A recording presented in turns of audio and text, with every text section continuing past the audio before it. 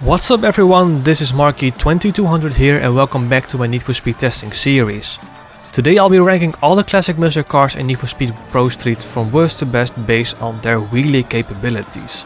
Normally I would rank them all from worst to best based on how many meters they've achieved a wheelie, but if I would have done that, it wouldn't be fair to some of the cars and we would have a 6-way tie for first place, so instead I'll be ranking them into tiers.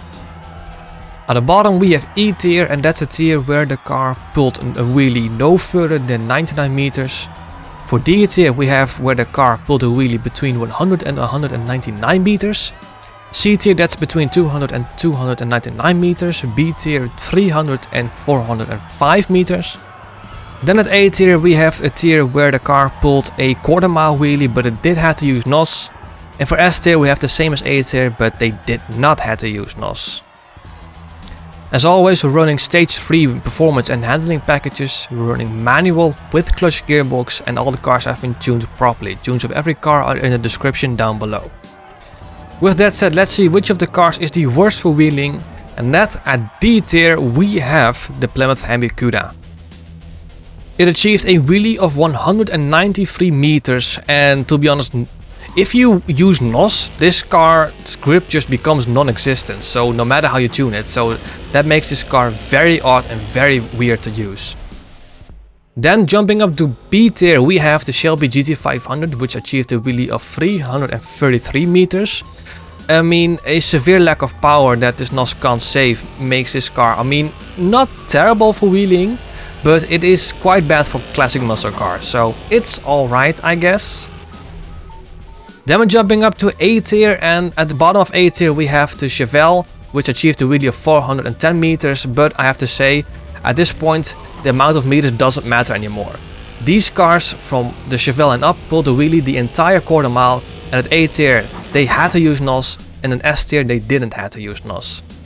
Again at A tier we have the Challenger, again 410 meters. This car does need NOS to pull a wheelie, as it's in A tier, but it can do it quite well. From this point of on, yeah, they're really good at wheeling. They need NOS, sure, but they can do an entire quarter-mile wheelie. The Roadrunner I was kinda surprised by, because it did surprisingly well, despite the glitched force induction, because as you know, this car cannot really equip a good force induction because it will always act like it doesn't have a force induction. Moving into S tier we have the GTO. This is at the bottom of S tier because even though it can pull an entire quarter-mile wheelie without NOS, it barely can. So I still recommend using NOS just to be sure, but it wouldn't be fair if I would have put this into A tier because it can do a wheelie the entire quarter-mile without NOS.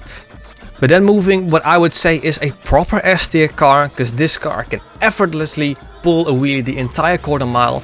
Even though it can't pull it up real easily quickly, that's what she said, it's only 1 meter difference, so this is an easy S tier for me. Then we have the Corvette, which also is an easy S tier. It can pull a clean wheelie all the way through quite effortlessly. Yeah, 410 meters, you know, good gearbox, good power, and yeah, I don't really have much to say. It's an easy, clean, effortlessly S tier. Then I would say the Camaro is slightly better than the Corvette, but it's not by much. But that's purely because you don't have to tune your drivetrain very thoroughly. It's very easy and it can pull a very clean, nice, solid, easy wheelie all the way through. So those were all the classic muscle cars in Need for Speed Pro Street from worst to best based on their wheelie capabilities. I wouldn't say worst to best per se. Just don't pick the GT500, don't pick the Hemi-Cuda. Any car that's in S tier or A tier, you'll do fine. If you've liked this video, consider giving it a thumbs up. If you wish to stay updated on all my future videos, consider subscribing. This has been Marky2200 for now. Thank you so much for watching and I hope to see you very soon. Take care.